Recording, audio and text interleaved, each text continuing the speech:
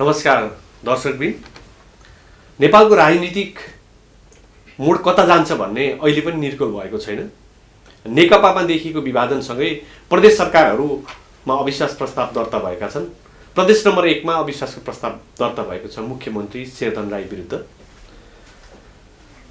प्रदेश सभाको हिउँदे अधिवेशन पनि डाकिसकिएको छ। माघ 7 गते 3 मिनेट सञ्चालन भएर अधिवेशन स्थगन भएको छ, अर्को सूचना जारी नभएसम्मका लागि। यो अधिवेशनले मुख्यमन्त्री शेरधन राई विरुद्धको अविश्वासको प्रस्ताव उप छलफल गर्नेछ र निल्को निकाल्नेछ।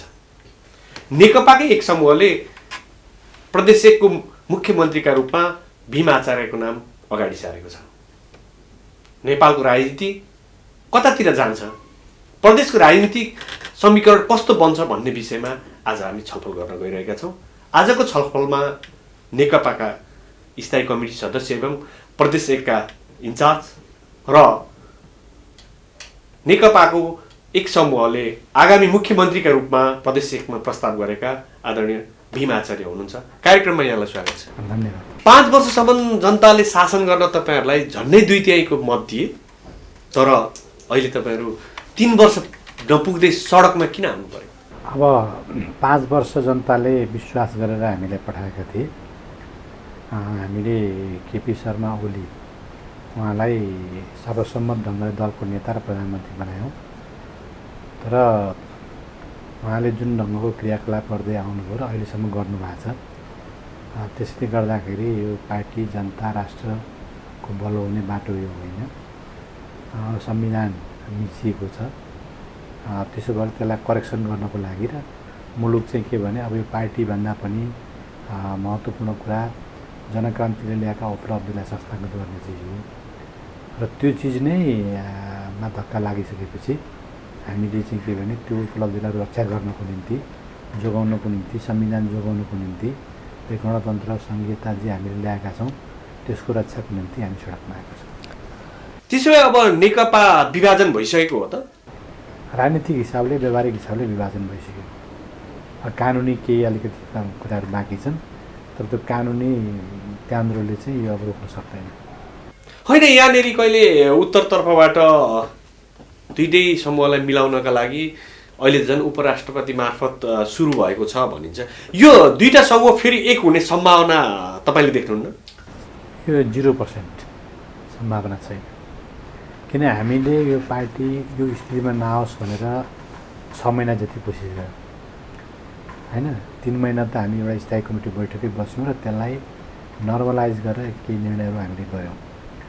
जब त्यो निर्णय सर्वसम्मतिले भएका निर्णय पनि 7 दिनभित्रै उहाँले यो म मान्दिनँ भनेपछि उहाँभित्रभित्रै विभाजनको मुडमा गएर सबै तयारी गरिसक्नु भएको रहेछ र हाम्रो प्रधानमन्त्रीलाई ठुलो समूह हाँक्ने, देश चलाउने, यत्रो ठुलो जिम्मेवारी बोक्ने भन्दा पनि एउटा सानो आफूले निर्देशन गर्ने, आफूले आदेश दिँदा हिँड्ने खालको मान्छेहरूको समूह चलाउने बढी रहर छ होइन।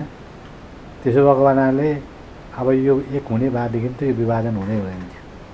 यो विभाजन फेरि हामीले गरे होइन, उहाँले नै गरे हो र उहाँको जुन मनस्थिति छ, पार्टीभित्रको जुन स्थिति छ, यो एक हुने कुनै सम्भावना म देख्दिनँ। एक।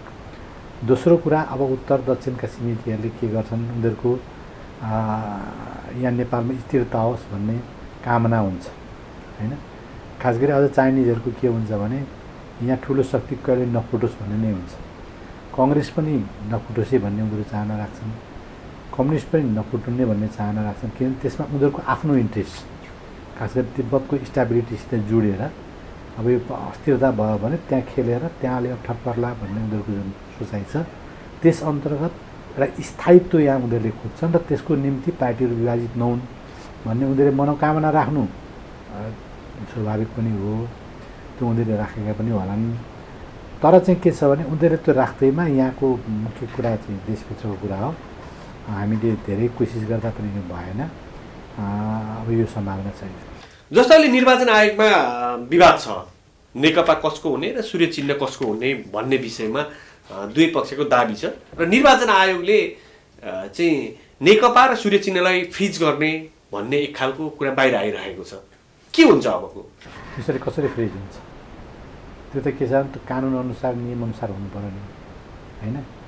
कानुनअनुसार नियमअनुसार त हामीले प्रष्ट के देखेका छौँ भने त्यस्तो विवाद भएमा विवाद हुनुभन्दा अगाडिको केन्द्रीय कमिटी बहुमतता छ त्यसको आधिकारिकता त्यही हुन्छ। त्यसैले चाहिँ फ्रिज हुने कुनै सम्भावना म देख्दिनँ। भनेपछि नेकपा तपाईँहरूकै हुन्छ र सुरक्षित तपाईँहरूले पाउनुहुन्छ भन्ने? हामी पाउँछौँ, कानुनले हामीले पाउनुपर्छ, कानुनअनुसार। विश्वास लाग्छ यो कानुनसँग? यो कानुनले तपाईँहरूलाई देला भन्ने होइन, त्यसो के अरे खुल्ला उल्लङ्घन चाहिँ के भने कसरी सम्भव छ? कानुन एउटा बनाउने काम अर्को गर्ने त हुँदैन नि त। अब त्यस्तो हुँदैन भन्ने हामीलाई लाग्छ। यदि कसैले कोसिस गर्यो त्यसको कडा प्रतिवाद हुन्छ, सडकबाटै प्रतिवाद गर्ने। तपाईँ नेकपाको स्थायी समिति सदस्य समेत रहनुहुन्छ र प्रदेश 1 को इन्चार्ज पनि हो। अहिले के गरिराख्नु भएको छ प्रदेश 1 मा? प्रदेश 1 मा एउटा कुरा त अहिले हाम्रो मूल टास्कको रूपमा जुन संविधान विरोधी प्रतिगामी कदम छ त्यसको देशव्यापी रूपमा हामी विरोध गरिरहेका छौँ। प्रदर्शनहरू सभाहरू गरिरहेका छौँ, त्यही चिजमा हामी लागिरहेका छौँ। एक दोस्रो, पार्टीलाई सकेसम्म तल धेरै ठुलो चिरा नपरोस् भन्ने कोसिस हाम्रो छ, हैन। तेस्रो चाहिँ के भने अब पार्टी पोलिटिकली फुटाइसकेपछि त्यो अर्को पार्टीको राजनीतिक हिसाबले अर्को पार्टीको अल्पमतको सरकार राखिरहने कुरो हुँदैन। अब त्यो सरकार हटाउने पनि हामी काम गरिरहेका छौँ, अभियानमा छौँ। मूलभूत रूपले यही 3टा टास्कमा हामी लागिरहेका छौँ। अहिले नजिकै 16 गते तपाईँहरूको जनप्रदर्शन 1 नम्बरमा भन्ने छ, त्यसको तयारी कहाँ पुगेको छ? त्यसको अन्तिम तयारी लगभग भएको छ र आजको रिपोर्ट अनुसार लगभग 60,000 चान्चुन मान्छेहरू आउँछन्। अरू कुनै अवरोध विचार केही आदि इत्यादि भएन भने विराटनगरमा 60,000 आउने त्यो तयारी हामीले गरेका छौँ। अब त्यो हाम्रो प्लान अनुसार त्यति आउने हो। अब त्यहाँभन्दा बाहिरको मान्छे कति आकर्षित गर्न सकिन्छ त्यस अनुसार त्यो साइज निर्धारित हुन्छ। केन्द्रीय नेताहरू को आउँदै हुन्छ कार्यक्रमलाई सम्बोधन गर्न? अहिलेसम्म 2टा अध्यक्ष आउने, वरिष्ठ नेता आउने कुरा छ, हैन। अब त्यो अब यो अलि मौसमको जुन स्थिति छ, आज भोलि उहाँहरूको फुटबल कार्यक्रम छ, 17 गते धनगढी छ। अब मौसम अनुकूल हुँदाखेरि उहाँहरू बुटबाट काठमाडौँ आएर यता आउने, सबै प्रतिकूल भयो भने बिचमा अरू खालको निर्णय पनि हुनसक्छ। अहिले विभाजन नेकपामा विभाजन आएको छ, यो मिल्न सक्दैन भन्नुभयो। तर एक थरीहरू चाहिँ के भन्छन् भने यो नेकपामा विभाजन आएको होइन, नेकपा एमाले फुटेको हो र एउटा समूह चाहिँ माओवादीसँग गएर मिसिएको जस्तो देखिन्छ भन्छ। यो कुरासँग सहमत हुनुहुन्छ तपाईँ? त्यो कम्प्लिटली गलत कुरा हो र विभाजनकारी कुरा हो। एउटा कुरा के भने हामी नेकपा भइसकेपछि त्यहाँ न एमाले छ न माओवादी छ, हैन। त्यो त नेकपा भइसक्यो र उहाँहरूले जे गर्नुभएको छ त्यो नेकपालाई चुइट्याएर लानुभएको छ। त्यसमा अलिक बढी असर पूर्व एमालेतिर छ, त्यो ठिकै कुरा हो। त्यसको त्यो असर पूर्व माओवादीतिर फाटाफुट छ, हैन। हामी एकीकृत पार्टीमै छौँ, जहाँ थियौँ त्यहीँ छौँ, कहीँ मिसिएको पनि होइन। त्यो हामी सबैले 2टा पार्टी मिसाएका हौँ। अब त्यसबाट एउटा एक थरी साथीहरू चुइटेर जानुभयो भनेपछि नेकपामै विभाजन आएको हो, नेकपा एमालेको ठुलो हिस्सा तपाईँहरूसँग छ भन्ने दाबी हो? ठुलो त हुने नै भयो। के भने जहाँ जो चिरा परेर जान्छ त्यसमा सानै हिस्सा जान्छ। माथिका कार्यकर्ताहरूको अलिकति ठिकै खालको स्थिति देखिए पनि आम जनता, मतदाता सबै चाहिँ के हुन्छ भन्दाखेरि त्यो जो संस्थापन त्यतै रहन्छ। त्यसमा यो अघि चाहिँ केपी शर्मा ओलीले नै पार्टी फुटाएका हुन् भन्ने खाले अभिव्यक्ति दिनुभयो। मिलाउन पनि उनले नै मात्रै मिलाएका हुन् जस्तो बाहिर आएको थियो नि, त्यो चाहिँ के त्यतिखेरको अवस्था चाहिँ के थियो? नेकपा एमाले र माओवादी मिलेर अध्यक्ष भएको हुनाले पहल उहाँले गर्नुभएको साँचो हो, हैन। तर हामी सबैको सहयोगमा निर्णय हामीले गरेका हौँ। हाम्रो सबैको सहयोग, राय, यो वामपन्थी कम्युनिस्ट आन्दोलन विकास सधैँभरि किन टुटा राख्ने मिलाएर लिएर जाउँ। अब किनभने अब त हाम्रो देश निर्माण गर्नुपर्ने गहनतम उत्तरदायित्व छ। फेरि 2टा पार्टीको कार्यदिशा पनि मोटामोटी मिलेको छ। त्यस्तो अवस्थामा अरू सानातिना कुराहरू मिलाएर जान सकिन्छ भन्ने हामी सबैको। तर पहल अध्यक्ष भएको नाताले उहाँले नै बढी गर्नुभएको। एक थरीहरू कार्यकर्ता पनि भनौँ अथवा नेतृत्व तहका पनि एकचोटि कतै हामी गएर प्रचण्डको पछाडि लम्पसार पर्नुपर्ने त होइन भन्ने आशंका व्यक्त गर्छन्। उनीहरूलाई के भनेर आश्वस्त दिलाउन चाहनुहुन्छ? होइन, त्यो त्यसै पनि गलत हो। हिजो हामीले सर्वसम्मतिले एकीकरण गर्दा पनि अध्यक्ष 2टा राख्यौँ। नेतृत्वमा केपी शर्मा ओली र प्रचण्डलाई हामीले राखेका थियौँ। 2टैको नेतृत्व सबैले स्वीकारेको, हैन। अहिले जब पार्टी फुटाउनु पर्ने भएपछि अनेकौँ खालका चाहिँ अनुकूल कुराहरू प्रचार गरिएको छ। अब प्रचण्ड त्यो दुईटा मध्ये अहिले पनि एउटा अध्यक्ष हो, अर्को अध्यक्ष हामीले माधव कुमार नेपाललाई बनाएका छौँ। त्यसो हुँदाखेरि अध्यक्षको हैसियत बराबरीको छ, अध्यक्षता पालो आलो पालो गर्ने भनेर भनिएको छ। त्यसो भएको हुनाले या माधव नेपालको अगाडि लम्पसार पर्ने पनि हामी होइनौँ, प्रचण्डको अगाडि लम्पसार पर्ने पनि होइनौँ। उहाँहरू हाम्रो आदरणीय अध्यक्षहरू हुनुहुन्छ। उहाँहरूको के अरे सामूहिक नेतृत्व र हाम्रो पार्टीका विभिन्न कमिटीहरूको कलेक्टिभ लिडरसिपमा हामी अगाडि बढ्छौँ। अब यो जुन अवस्था देखिएको छ अहिले, यो नेकपा भित्रको विवादले पार्टीको रूपमा कहिले पाउने भनेर अदालतको निर्णय आउन पनि बाँकी छ। यो अवस्था तपाईँ एउटा राजनीतिज्ञ भएका हिसाबले कहिलेसम्म रहला? अब यो अरूले गर्ने निर्णय मैले ठ्याक्कै भन्न सक्ने कुरो भएन होइन। तर मलाई लाग्छ अब निर्वाचन वैशाखमा घोषित भएको छ। अहिलेसम्म निर्वाचन आयोगका मुद्दा पनि बाँकी छन्, अदालतका मुद्दा पनि बाँकी छन्। अब जम्मा अहिले 40-45 जना कतिले बहस गरेका छन्, 300 कति वकिलले दर्ता गरेका छन् नाम। त्यो कहिले सकिने हो, कहिले निर्णय हुने हो? अब यो चाहिँ के भने 15-20 दिन त लाग्ला जस्तो लाग्छ अदालतको। अब निर्वाचन आयोगको त्यो धेरै ठुलो समस्या म देख्दिनँ, किन उनीहरूले निष्पक्ष ढङ्गले काम गर्दाखेरि अब विवाद भएर जब पार्टी केन्द्र नै दुईवटा भइसक्यो भने त्यसमा उहाँहरूले को आधिकारिक हो भनेर मान्छेलाई बोलाएर शनाखत गरे चुनिन्छ। यदि चुनावै भयो, अदालतले तपाईँले भने जस्तो संसद पुनर्स्थापना भएन र निर्वाचनै हुने भयो र केपी शर्मा ओलीले स्वच्छ हृदयले निर्वाचन गरायो भने मैदानमा जान तयार हुनुहुन्छ कि हुनुहुन्न? होइन, त्यो नहुने कुराको कल्पना किन गर्ने? चुनाव वैशाखमा सम्भव म देख्दिनँ। किनभने अहिले अब जम्मा यो मागको पनि झन्झनै जान लाग्यो। अदालतको मुद्दा, आयोगको मुद्दा बाँकी नै छ। चुनावको तयारी कुनै छैन, माहौल केही पनि छैन, सबै सडकमा आन्दोलनमा छन् होइन। त यस्तो अवस्थामा अब 2.5 महिनामा चुनाव हुन्छ भन्ने त यो त निर्वाचन आयोगलाई नै त्यो समयले पुग्दैन। फेरि वैशाखमा चुनाव हुने परिस्थिति म देख्दिनँ। त नहुने चुनावको यो गर्छौँ त्यो गर्छौँ भन्नुको केही अर्थ छैन। यी त भयो केन्द्रका कुरा। मैले प्रदेशतिर आउँदा तपाईँ प्रदेशको इन्चार्ज पनि र 1 नम्बर प्रदेशको मुख्यमन्त्रीका रूपमा संसदीय दलमा निर्वाचनमा हुँदा झिनुमते पराजित हुनुभयो। पराजित भए पनि यो पार्टीको नेतृत्व तपाईँकै हातमा थियो। 3 वर्षको कार्यकाल चाहिँ प्रदेश सरकारको एकदम असफल रह्यो र जनअपेक्षा अनुसार काम भएन भन्ने जनगुनासो छ। आज तपाईँहरू फुट्दै हुनुहुन्छ। फुटेपछि भोलि उहाँहरूले जिम्मा लिने ठाउँ आफ्नो छ। तर आजसम्म जे भए प्रदेश सरकारका नाममा नराम्रा कामहरू, त्यसको जिम्मा तपाईँले लिनु पर्दैन? त्यसको जिम्मा पार्टी लिन सक्दैन। किन सक्दैन भने जसरी माथि पार्टीलाई अन्योन राखेर सरकार चल्यो त्यसरी नै यहाँ पनि सरकार चल्यो। हामीले बेला बेलामा उहाँहरूलाई बजेट निर्माण, नीति कार्यक्रम बनाउने, सरकार सञ्चालन गर्ने लगायतका धेरै चिजहरू भन्यौँ। उहाँले कुनै पनि कुरा फलोअप गर्नु भएन। मन्त्रीमण्डलको गठन गर्नेदेखि लिएर कुनै पनि कुरामा उहाँको कोही सरसल्लाह भएन। एकलोडी ढङ्गले उहाँले चलाउनु भयो। 1 वर्ष 2 वर्ष जति मैले अब अलिकति कोर्डिनेसन गरेर जाउँ भने धेरै कोसिस गरेँ। 2 वर्ष झन्डै गरियो। तर पछिल्लो कालमा ती सबै चाहिँ कुनै पनि बेअर्थका भए त्यो उहाँहरूले नमानेपछि त अब त्यतिखेर पार्टी एउटै हुँदाखेरि बाहिर भनेर हिँड्ने कुरो पनि भएन। त्यसो भएको हुनाले जसले त्यस्तो काम गर्यो त्यसैले जिम्मा लिन्छ त्यसको।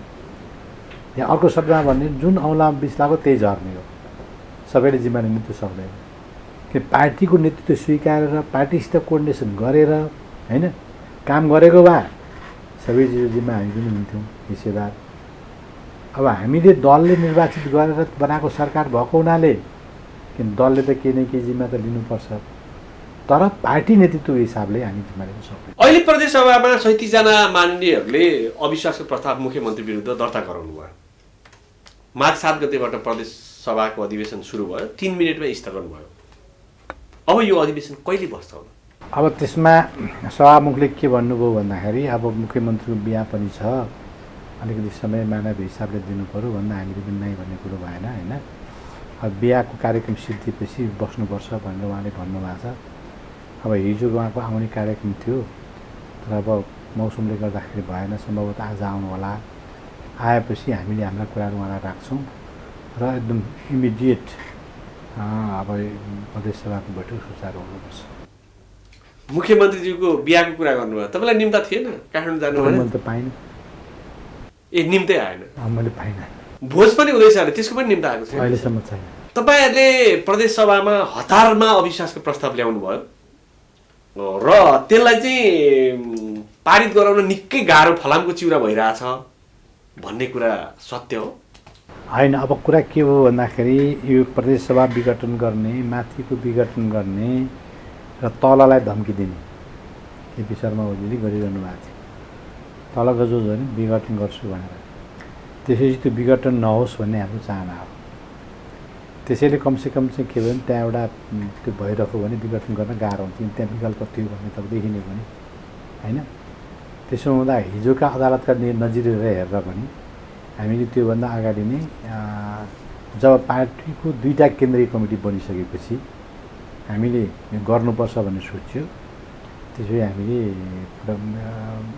प्रस्ताव दर्ता गरियो। तर पारित त्यो सजिलै हुन्छ। किन पारित हुन्छ भने अरू प्रतिपक्षी दलहरूप्रति मेरो पूर्ण विश्वास छ। उहाँहरू सबै सडकमा हुनुहुन्छ। उहाँहरू यो कदमलाई असंवैधानिक भनिरहनु भएको छ, प्रतिगामी भनिरहनु भएको छ। हाम्रो पोलिटिकल एजेन्डा उहाँहरूसित मिलेको छ। हामी पनि मोटामोटी अहिलेको हिसाबमा यहाँ प्रतिपक्षी नै दल जस्तो भएका छौँ होइन। त्यसपछि प्रतिपक्षीसित मिल्छ, राजनीतिक एजेन्डाको आधारमा मिल्छ। त्यत्तिकै सत्ताको बाँडफाँड मात्रै मन्त्री पद खान त कोही पनि जाँदैन। फेरि कुनै पनि पार्टीहरू लडेर आएका, नेपाली कङ्ग्रेस पनि लडेरै आएको पार्टी हो। अब मधेसी फोरम हामीले अहिले जुन जनता समाजवादी पार्टी भन्छौँ, पछिल्लो कालमा पनि केही न केही लडेरै आएको पार्टी हो। राप्रपा र लिम्बुवान छ, उनीहरू पनि अनेकौँ इस्युमा, संहिता लगायतका इस्युमा उनीहरूका पनि कतिपय चिजहरू थिए। त्यसो हुँदाखेरि चाहिँ प्रतिपक्षी दलले सरकार जोगाउन लाग्छ भन्ने त म कल्पना नै गर्दिनँ। त्यसो भए प्रतिपक्षी दलको सहयोगमा अविश्वास प्रस्ताव पारित हुन्छ भन्ने पारित हुन्छ। तपाईँले यहाँ यसो भनिराख्दाखेरि तपाईँकै समूहमा रहेर मन्त्री समेत बन्नुभएकाले राजीनामा दिनुभयो, अविश्वासको प्रस्तावमा हस्ताक्षर पनि गर्नुभयो र केही दिन पछाडि 37 जना मध्ये 5 जना तपाईँकै मान्यहरूले फिर्ता लिनुभएको अवस्था छ। यस्तो अवस्था कसरी आउँछ राजनीति? होइन, अब यो पहिलो कुरा त के हो भने हामी हतारमा गर्दा 37 मात्रै भयौँ। पछि अब दलको नेता हटाउने निर्णयमा 40 जनाले सही गरेका छन्। 40 जना हामी थियौँ है। अरू 2-3 जना साथीहरू त्यतिखेर पनि सही गर्न भ्याउनु भएन विभिन्न कारणले।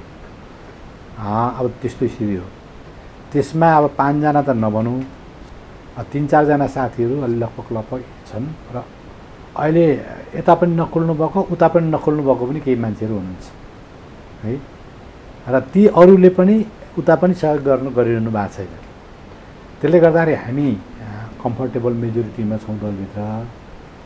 अब संसदमै बहुमत त हाम्रो मात्रै पुग्दैन। 93 को बहुमत चाहिन्छ, 45 चाहिन्छ।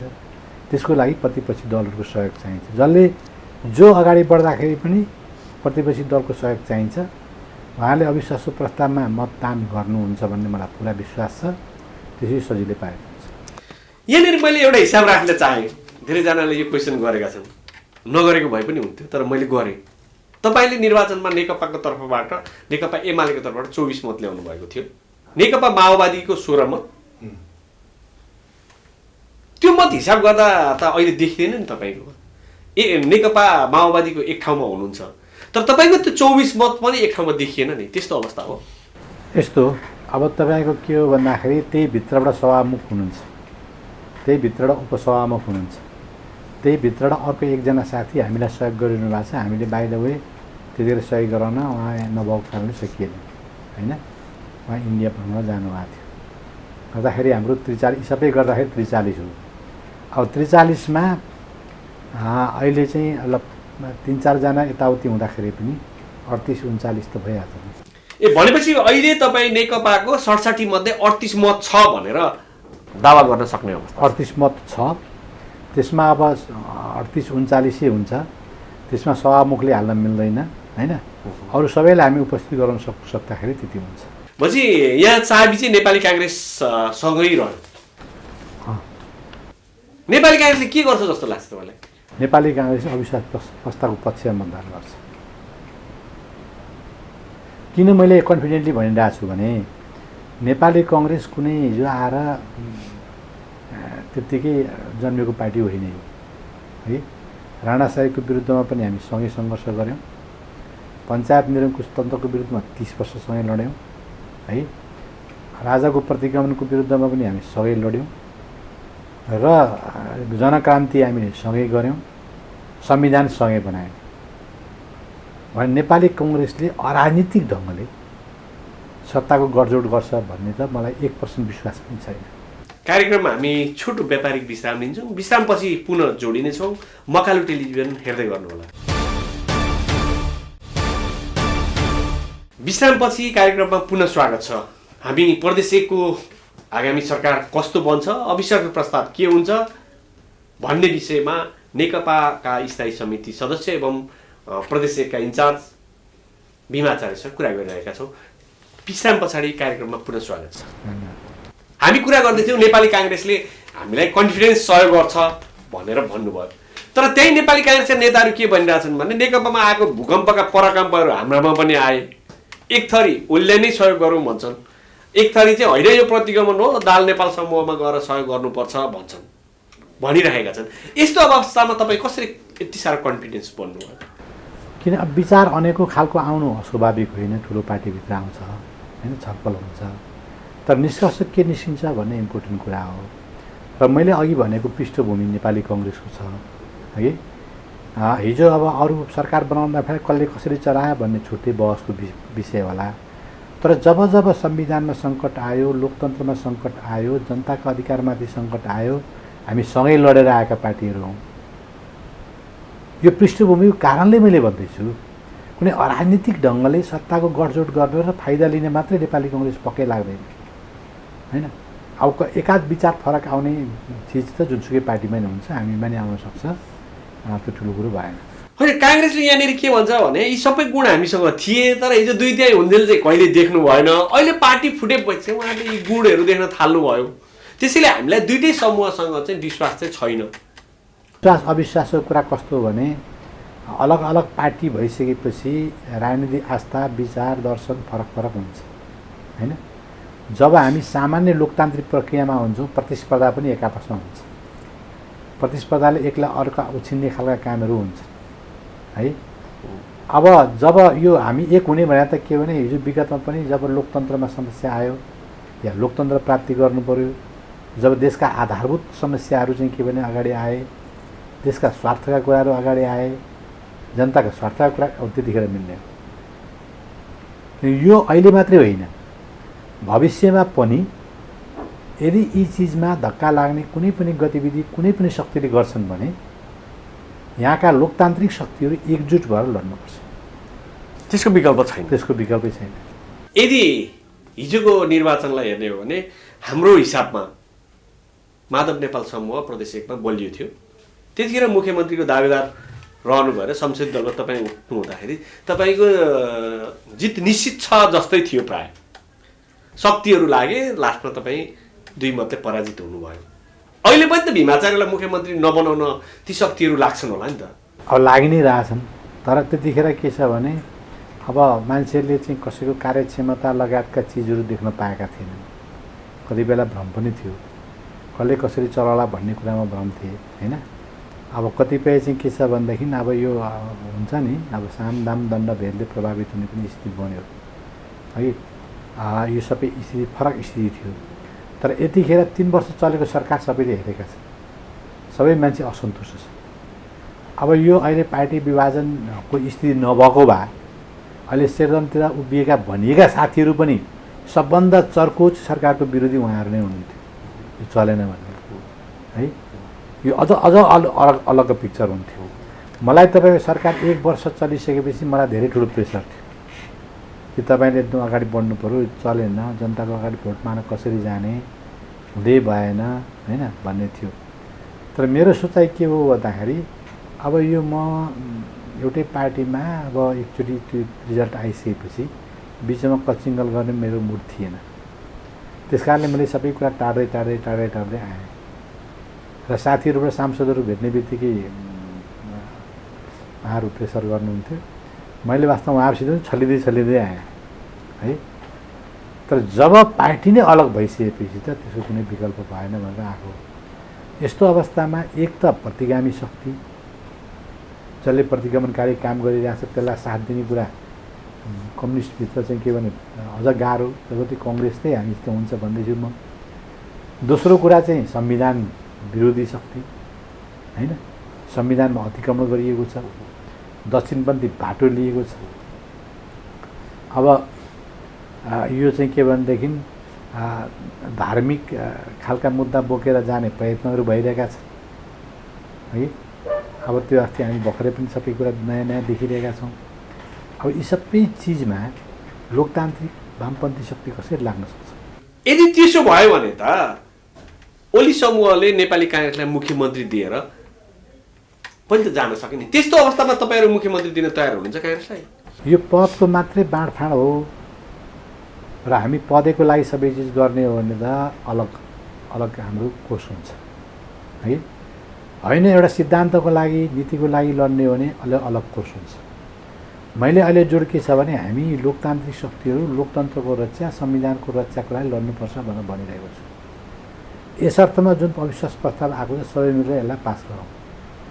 बाँकी कसरी के गर्ने भन्ने बारेमा त हामी ओपेनै छौँ होइन। नेपाली काङ्ग्रेसले कुरा गरेर कुनै पनि निर्णय गर्न हामी खुला छौँ। हामी छलफल गरेर अगाडि जान सक्छौँ। त्यसमा हाम्रो कुनै शर्त बन्देज केही पनि छैन। भनेपछि अहिलेको जुन कदम छ त्यसलाई चाहिँ कमसेकम रोको भन्ने हो। यस्तो अवस्थामा फेरि तपाईँले अघि शङ्का व्यक्त गर्नुभएको ठाउँमा केपी शर्मा ओलीले राष्ट्रपति मार्फत फेरि प्रदेश सभा भङ्ग गराउने अवस्था अब रहन्छ कि रहँदैन? त्यो ठाउँ कहीँ संविधान दिएको छैन। संविधान अनुसार त उहाँले संसद पनि विघटन गर्न सक्नुहुन्न थियो।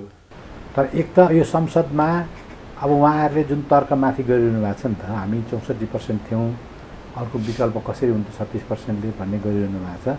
यहाँ त हामीले मुख्यमन्त्रीकै विकल्प प्रस्तुत गरिसकेको हुनाले होइन, त्यो तर्कै काम लाग्दैन। एक त्यसै जबरजस्ती नै चाहिँ बल प्रयोग गरेर गर्छन् भने त सैनिक कु गरे जस्तो हो त्यो होइन। एक किसिमको कु नै हुन्छ त्यो।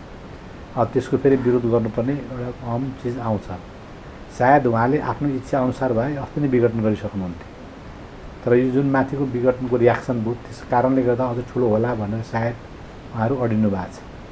दोस्रो, राष्ट्रपतिले पनि विघटन गर्ने समयसम्म निलम्बन गर्ने प्रावधान छ। त्यसमा त तपाईँ देशको अखण्डतामाथि सङ्कट उत्पन्न भएन, देशको अखण्डता चाहिँ खण्डित हुने त्यही काम गरेमा, सरकारले साम्प्रदायिक दङ्गा मचाउने खालको काम गरेमा होइन, राष्ट्रिय स्वाधीनतामा असर गर्ने काम गरेमा हो त्यो हुने। अब यहाँ कसरी त्यस्तो गर्ला भन्ने मलाई लाग्दैन। त्यस कारणले चाहिँ के भने त्यो कन्डिसन त आउँदै आउँदैन र त्यो कन्डिसन नआइकन जबरजस्ती कसैले कु गर्छ भने त्यसको विरुद्धमा सडकमा जाने हो। त्यसबाट हामी डराउँदैन। तपाईँ केन्द्रीय नेता पनि हुनुहुन्छ, स्थायी कमिटीको सदस्य हुनुहुन्छ। यो मोटो मिल्नेहरूसँग सैद्धान्तिक रूपमा लोकतन्त्रलाई बचाउने पक्षमा पक्षधरहरूसँगको बाँडफाँड हुनेछ, एकता सहकार्य हुनेछ, पदका लागि होइन भन्नुभयो। यसका लागि नेपाली काङ्ग्रेससँग केन्द्रीय स्तरमै प्रदेशवाइज रूपमा कसरी सहकार्य गर्ने भन्ने विषयमा छलफल भएको छैन? त्यो माथिबाट कुराकानीहरू यसमा भइरहेछ। हामी यहाँ तल पनि कुराकानी गरिरहेछौँ होइन। अब यहाँ सबै साथीहरूको भावना बुझ्दाखेरि उहाँहरू संविधानको रक्षाको लागि, लोकतन्त्रको रक्षाको लागि लड्ने भन्ने कुरामा असहमत भएको म देख्दिनँ। सबै सहमतै हुनुहुन्छ है। अब माथि पनि चाहिँ कुराकानी जुन भइरहेको छ अब त्यो नेगेटिभ छैन, पोजिटिभै छ। त्यसो भएको हुनाले कुनै न कुनै निष्कर्ष अब माथिबाट देशभरि एकै हिसाबको सबै हुने भयो भने त्यसै अनुसार हुन्छ होइन। केन्द्रीय स्तरमा के अरे नेपाली काङ्ग्रेसले निर्णय गरेन र प्रदेशमा जिम्मा दियो भने फेरि यहाँको हाम्रो सहमति अनुसार हुन्छ। मैले अलिकति व्यक्तिगत रूपमा तपाईँको व्यक्तिगत स्वभावका बारेमा अलिकति भन्न चाहेँ।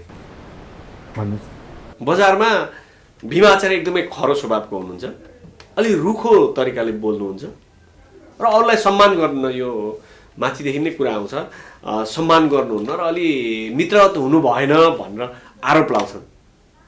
यसमा सत्यता छ? होइन, त्यस्तो पनि होइन। म खरो रुखो होइन, म अलिकति कम बोल्छु। म बोल्दाखेरि चाहिँ मैले भन्छ नि अफेन्सिभ खालको स्वभाव छैन होइन। र पहल गरेर अगाडि बोल्ने चाहिँ त्यो हतार मजाले कामको हतारमा हुने मान्छे हो है। काम भनेपछि म एक हो जस्तो छु। त्यसो हुँदाखेरि चाहिँ कामलाई प्राथमिकता दिएर दिमागलाई चाहिँ त्यतातिर केन्द्रित गर्दाखेरि अरू यो पाटो केही छुट्या हुनसक्छ। तर जो मसित नजिक भिज्नुहुन्छ त्यो असाध्यै राम्रो उहाँले मान्नुहुन्छ। भनेपछि भिज्न चाहिँ गाह्रो छ। भिजिसकेपछि यो नेताहरूलाई प्रायः लाग्ने गर्छ, नेताहरू अलिक व्यस्त पनि हुन्छ, यो फोन देखि लिएर अब फोनमा पनि आफ्नै शैली हुनुहुन्छ। भीमाचार्यलाई फोन गरेर ठ्याक्क जे कुरा हो त्यो गर्नुहुन्छ, सञ्च बिसञ्च नि सोध्नुहुन्न, खाना खाइस खाइनस् नि सोध्नुहुन्न। स्वभाव हो, सायद स्वभावले नै होला कि टाइमको व्यस्तता पनि हो। टाइमको व्यस्तता के हुन्छ भन्दाखेरि अब मैले फोन गर्नुपर्ने धेरै नै हुन्छन्, अलिक हतारमै हुन्छ अहिले, किन अब यो सङ्कटको बेलामा त अब लामो एकै ठाउँमा फोन गरिरहँदाखेरि त समय म्यानेज गर्न पनि सकिँदैन नि होइन।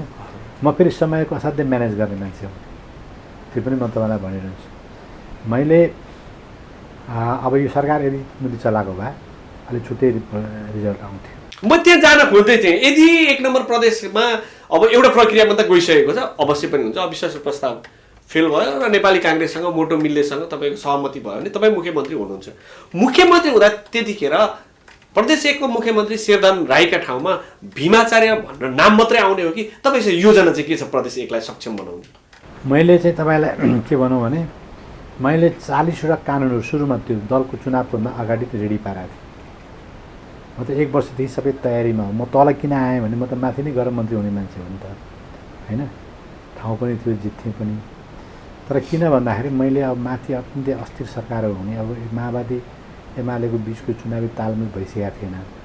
त्योभन्दा अगाडि नै प्रदेश नम्बर 1 मा एक्लै मेजोरिटी ल्याउँछु, 5 वर्ष सरकार राम्रो ढङ्गले चलाएर देखाउँछु, देशभरिमा त्यसले एउटा छाप पार्छ, त्यस पछाडि मैले चाहिँ राष्ट्रिय अभियान सञ्चालन गर्छु भन्ने योजना मैले बनाएको थिएँ। त्यसअनुसार म तल आएको। मैले 1.5 वर्ष लगाएर तपाईँको चाहिँ पार्टीभित्रबाट, प्रदेश कमिटीभित्रबाट एउटा मास्टर प्लान, विकास समितिको मास्टर प्लान भनेर मैले बनाएँ है। 14 जिल्लामा कार्यदल बनाएँ, 13वटा विषयगत विषय बनाएर त्यसको कार्यदल बनाएँ। उहाँहरूले छलफल गरेर एउटा खाका बनाउनु भयो। अनि काठमाडौँमा चाहिँ के भने फेरि बस्दा हामी 2 दिने गोष्ठी गरौँ त्यसमा दिएको। र गोष्ठीमा आएका कुराहरू जुन र मेटेरियल आयो त्यसलाई चाहिँ के भने संयोजन गर्ने भनेर हाम्रो डाक्टर युवराज खतिवडाकै नेतृत्वमा 5 सदस्यीय एउटा कार्यदल बनाएँ र उहाँहरूले 3 महिना लगाएर त्यसलाई एउटा मास्टर प्लान बनाउनु भयो। त्यो मसित रेडी थियो। अब त्यसैमा धेरै चिजहरू छन्। मैले यहाँनिर तपाईँलाई रोकेँ, त्यो मास्टर प्लान बनाउनु भयो, त्यो त पार्टीको सम्पत्ति थियो। तपाईँले चुनाव हारेपछि गोजीमा हालेर घरतिर जानुभयो अनि यो सरकारलाई त्यो मास्टर प्लान त शेरधन राईसित पनि थियो, तर उहाँले पढेर त्यो लागू गर्नु भएन। उहाँले पढ्नु भएन, लागू पनि गर्नु भएन। उहाँसित पनि एक कपी थियो, किनभने हामी त्यो मेरो नेतृत्वमा बनायो भने प्रस्ताव मेरो थियो, योजना मैले अगाडि सारेको, सबै अभियान मैले चलाएको, तर उहाँसित पनि त्यो थियो। के भन्न मिल्छ त्यस्ता प्रदेशका मुहारै फेरिने खाले के योजना स्मरण छ भन्न मिल्छ? मैले चाहिँ के भने अब राजस्वको अवस्था त माथिबाट जति आयो त्यही थापेर हिँड्ने मेच काम चल्दैन थियो। त्यसैले मैले काठमाडौँ र यहाँ 2टा कार्यदल बनाएको थिएँ है। र त्यो केही ठाउँमा कुरा पनि गरेका थिएँ र हामीले जनतामा भार नपर्ने गरी, अतिरिक्त भार नपर्ने गरी हामीले राजस्वहरू कसरी गर्न सकिन्छ, कमसेकम वर्षको 50 अरब रुपियाँ उठाउने हिसाबले चाहिँ एउटा सोच्नु, छलफल गर्नुहोस् भनेर उहाँहरू छलफल गरिरहनु भएको थियो। त्यो पनि फेरि हामीलाई चाहिन्छ होइन। त्यो एउटा छलफल अगाडि बढिरहेको थियो। काठमाडौँमा मैले एउटा कानुन व्यवसायको टिम बनाएँ र उहाँले जति पनि प्रदेशबाट बनाउनु पर्ने नयाँ कानुनको ड्राफ्ट गरिरहनु भएको थियो, 40वटा रेडी थियो। मैले त्यो फेरि शेरधनलाई पनि भनेको थिएँ यस्तो छ है भनेर। अब उहाँ त्यसो भएपछि उहाँले अब त्यो वास्ता गर्नु भएन। अब मैले पुऱ्याउनु जाने कुरो भएन, उहाँले मागे अब म दिन्थेँ, किन सहयोगी हुन्थ्यो है। अब यो प्रिपरेसन मेरो थियो। त्यसो भएको हुनाले अब यो मुहार फेरिने त कस्तो छ भन्दाखेरि भौतिक संरचनाको तीव्र निर्माण, त्यस पछाडि प्रोडक्सनको वृद्धि है र आधारभूत जनतालाई तपाईँको राहत दिने कुरा, ती सुशासन, यदि 4वटा मुख्य एजेन्डा हुन् र त्यसमा रोजगारी पनि आउँछ। यी 4वटा एजेन्डा थिए मुख्य एजेन्डाहरू। अब त्यो 4वटैमा चाहिँ के छ भने मास्टर प्लानले अब त्यो अलिकति लामै हुन्छ, अहिले त्यो योजना छुट्टो माथि गर्न सकिँदैन। 4वटै विषयमा केन्द्रित भएर मास्टर प्लानले कुराहरू ल्याएको छ। किन ठुला गेम चेन्जर योजनाहरू कतिपय अगाडि बढाउने त्यो हामीले मात्रै, प्रदेशले मात्रै सक्दैन, केन्द्रसित मिलेर या अरू कुनै लगानीकर्तासित मिलेर अब ठुला रोडहरू, विद्युत बिजुलीहरू या एयरपोर्ट सुधार गर्नदेखि लिएर पर्यटनका काम अगाडि बढाउनदेखि लिएर यी सबै चिज चाहिँ हामी मास्टर प्लानमा छ है। त्यो चिजहरू चाहिँ के गर्ने भनेर हामीले गरेका थियौँ है। अब यसमा के हुन्छ भने व्यवस्थापन र परिचालन चाहिँ इम्पोर्टेन्ट कुरा हुन्छ। तपाईँ समयको व्यवस्थापन कसरी गर्न सक्नुहुन्छ, साधन स्रोतको व्यवस्थापन कसरी गर्न सक्नुहुन्छ, मान्छे परिचालन त्यसमा कसरी गर्न सक्नुहुन्छ, त्यसले चाहिँ के भने आफै सृजना हुँदै जान्छ, अरू चिज आउँदै पनि जान्छ। अब यो सबै चिज हामीले गरेर केही पनि आउँदैन, कसैले हाम्रो हातमा ल्याएर केही राखिदिँदैन पैसा या योजना, हामीले खोज्नुपर्छ होइन। त्यो त हामीले गर्न सकेनौँ, यहाँ जुन सरकारले गर्न सकेन त्यो म गर्थेँ। अब टाइम तपाईँसँग यदि हुनुभयो भने तपाईँसँग 2 वर्ष मात्रै टाइम हुनेछ। तपाईँले काम सुरु गरेको कति वर्ष पछाडि प्रदेशले अनुभूति गर्न पाउँछ कि अब हाम्रो प्रदेश गियर हालेर अगाडि अब मैले सुनेअनुसार यति लथालिङ्ग स्थिति छ प्रदेशको अहिले, यति धेरै लथालिङ्ग छ होइन। अब त्यो चाहिँ के भने त्यो अब त्यो विरासतलाई सपार्न अलिकति समय लाग्छ, ट्र्याकमा ल्याउनु। त्यस पछाडि मसित 1 वर्षको मात्रै समय हुनेछ, जुन फेरि चुनावी वर्ष जस्तो पनि हुन्छ, किन स्थानीय चुनाव त आइहाल्छ है। त्यसले गर्दाखेरि साह्रै धेरै अब एउटा फ्रेम चाहिँ बनाउन सकिन्छ, ट्र्याक चाहिँ देखाउन सकिन्छ, ट्र्याक देखाउन सकिन्छ, जुन फ्रेममा तपाईँले त्यो के अरे संरचना खडा गर्न बाटो देखाउन सकिन्छ। किन त्योभन्दा धेरै किन गर्न सकिन्छ, चुनावी अब फेरि स्थानीय निकायको चुनाव तुरुन्तै फेरि तपाईँको संसदको चुनाव फेरि आइहाल्छ। अब चुनावी तयारीमा पनि हामी लाग्नु परेको होइन। त्यसले फ्रिली जुन ढङ्गले सरकार सञ्चालन गर्ने स्थिति थियो नि, त्यो चिज चाहिँ के भने अलिक गाह्रो छ। फेरि यति बिग्रिएको स्थिति छ, त्यसलाई सम्हाल्नु पनि पर्यो होइन, त्यो पनि गाह्रो छ। तर के छ भने त्यसलाई हामी एउटा ट्र्याकभित्र चाहिँ ल्याउँछौँ। अहिले हामी जहाँ बसेर कुरा गरिरहेका छौँ, अन्तर्वार्ता तपाईँले दिइराख्नु भएको छ, यो प्रदेश 1 को विराटनगरमा छौँ।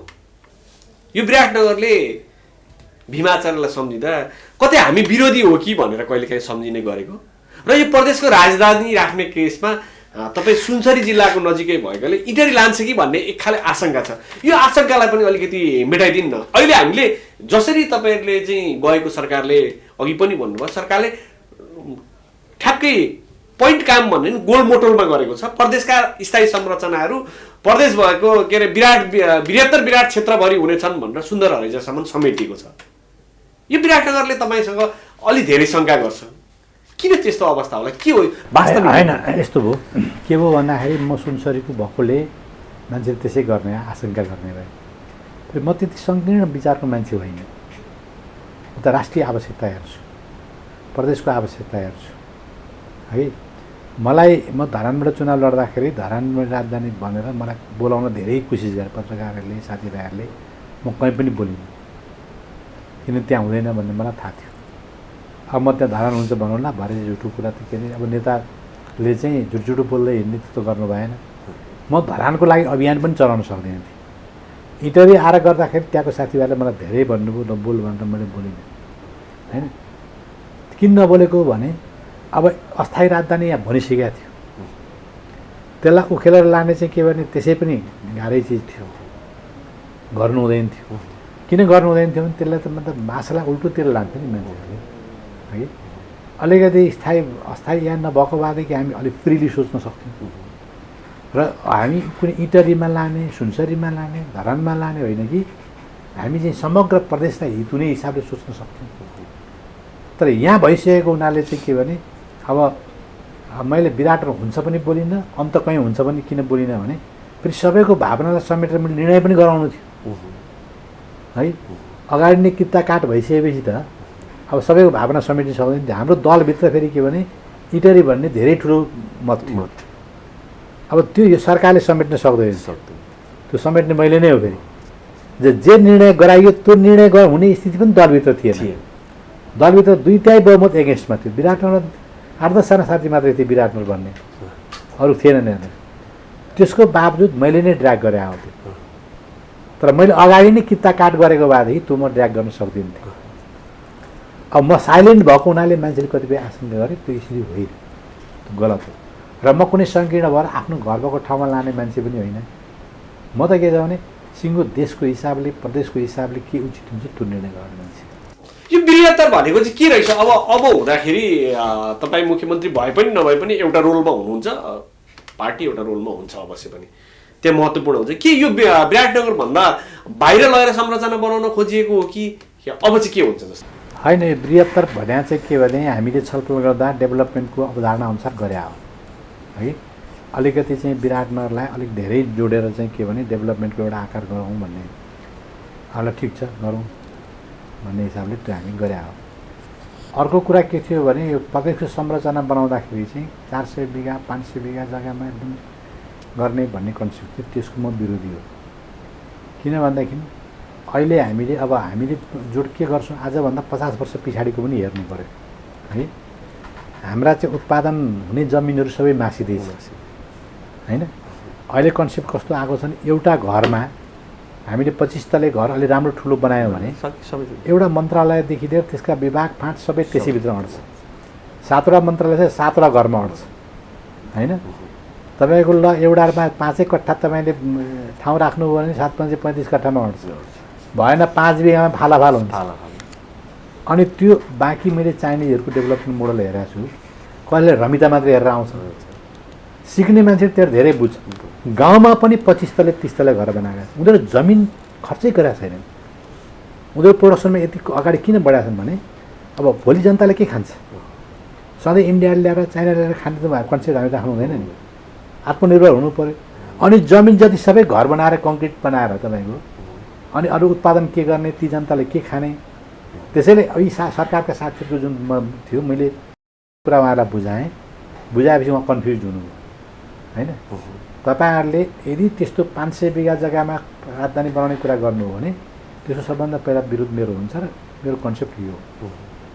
र हामीले प्रोडक्सनलाई प्रतिकूल असर गर्ने हिसाबको संरचना सोच्ने होइन। अब तपाईँ 50 वर्ष पछाडि सोच्नुहोस्, त्यतिखेर होइन यहाँका जनतालाई के खुवाउँछौँ हामी भन्ने पनि सोच्नुहोस् भनेर भने। त्यसैले अलि यो सब चिज गरिरहँदाखेरि पनि अब राजधानी बृहत्तर विराटनगर भन्नेमा त त्यो त्यसै पनि त्यसको कुनै कानुनी आधार पनि छैन। अब विराटनगर रहन्छ भनेपछि त्यो बृहत्तर विराटनगर भन्ने नै भएन, त्यो महानगरपालिकाको कुरा आउँछ है। त्यसो भएको हुनाले अब त्यसै हिसाबले हुन्छ। तर एकदम भित्री सहरभित्र चाहिँ भन्दा पनि अलिकति महानगरको अलिक खुला ठाउँतिर चाहिँ के भने त्यो गर्नु राम्रो हुन्छ। प्रदेशको नाम पनि आउन सकेन, धेरै लामो समय भयो, 2 भयो प्रदेशको नाम पनि। मैले त त्यतिखेर निर्णय गराउनु खोजेको थिएँ। उहाँहरूले होइन मात्रै के अरे यो राजधानी मात्रै टुङ्ग्याउँ भन्दै हुनुहुन्थ्यो। मैले भने किन त्यस्तो बेकार दुधु पटक झमेला चाम्सु किन गर्ने, एकैचोटि टुङ्ग्याएको भने ल मैले लजिक सबै गरेपछि उहाँले ल हुन्छ पनि भन्नुभयो। तर अब त्यो त अलिअलि कन्फ्लिक्ट अनेकौँ किसिमका आउँछन्। आइसकेपछि लास्टमा मुख्यमन्त्री अलिअलि छोडिदिउँ भन्नुभयो होइन। अनि छोडिदिउँ भनिसकेपछि अब मुख्यमन्त्री अब सरकारले पहल गर्ने हो यो सरकारले नै छोडिदिउँ भनेपछि ल भएको त अनुकूल बेला गर्नुहोस् भनेपछि के नाम होला? यो प्रदेशको विभिन्न नामहरूको अनुमान गरेका छन्। प्रदेशले नाम पाउन सक्ला यही 5 वर्षको अवधि गर्नुपर्छ। किन गर्नुपर्छ? यदि उहाँहरूले न्यू खोजेर चाहिँ खुट्टा अड्काउनु खोज्नु भने बेग्लै कुरा हो होइन। घर नै दिनु भन्दा कोही लाग्यो भने त अप्ठ्यारै हुन्छ। तर जसरी मैले हिजो कोअपरेसन गरेको थिएँ त्यही हिसाबले अरू सबैले गर्ने हो भने, किन नाम अब हामीले के भनेको जातीय हिसाबको हुँदैन भनेको छौँ होइन। माइतीकै त्यो धारणा हो। नाम चाहिँ के छ भने अब जसरी गण्डकी टुङ्ग्या, जसरी कर्णाली टुङ्ग्या, जसरी तपाईँको सुदूरपश्चिमी टुङ्ग्या, जसरी चाहिँ लुम्बिनी टुङ्ग्या, जसरी बागमती टुङ्ग्या, त्यसै हिसाबमा जानुपर्छ। त्यसमा पनि साथीहरूका अलग अलग धारणा छन्। त्यो अहिले यही हुन्छ भन्नु राम्रो हुँदैन। सबैको कुरा सुनेर एउटा खालको निर्णय गर्नुपर्छ। अन्त्यमा मैले सोध्न छुटाएको र तपाईँलाई भन्न मन लागेको केही छ भने दर्शकलाई बताइदिनु। होइन, मैले चाहिँ के भन्छु भने यो तपाईँको टेलिभिजन हेरिरहेका आम जनसमुदायहरूलाई कि अहिले हाम्रो जति पनि रगत पसिना बगाएर हामीले जे चिज प्राप्त गरेका छौँ त्यो चिजमाथि गम्भीर सङ्कट उत्पन्न भएको छ। लोकतन्त्र, सङ्घीयता, गणतन्त्र, धर्मनिरपेक्षता होइन, यी सबै चिजमाथि। र यस सङ्कटको बेलामा अब यो किता त्यो किता भनेर कोही लाग्ने होइन। अराजनीतिक ढङ्गले पनि कसैले लाग्नु हुँदैन। राजनीतिक ढङ्गले यो चिजलाई चाहिँ सच्याउनको लागि म पत्रकार साथी लगायत सम्पूर्ण जनसमुदायलाई, विभिन्न पेसा व्यवसायका साथीभाइहरूलाई, पार्टीका साथीभाइहरूलाई विशेष गरेर आग्रह गर्न चाहन्छु। अहिले यो चिज भनेको अब यो केपी ओली हो कि फलाना हो कि तिराना हो कि भन्ने होइन। एजेन्डा मुख्य प्रश्न हो। एजेन्डा चाहिँ के भने एजेन्डामा अगाडि बढ्यो भने हामी उपलब्धि प्राप्त गर्न सक्छौँ। सबैलाई त्यसरी लागिदिनको लागि म आग्रह गर्न चाहन्छु। कार्यक्रमका लागि समय दिनुभयो। अविश्वासको प्रस्ताव दर्ता छ। तपाईँको नाम मुख्यमन्त्रीका रूपमा प्रस्ताव भएको छ। सबैतिरबाट सहमति जुटोस्, भावी मुख्यमन्त्रीका रूपमा प्रदेश एकले पाओस् र नाम मात्रै नफेरियोस्। प्रदेशको मुहार फेर्नका लागि ठोस योजना, केही योजनाहरू बताउनु भएको छ। डिटेलमा पछि ती योजनाहरू जनतासँग पहिले आउन्। शुभेच्छा छ। हस्त। ल, धन्यवाद।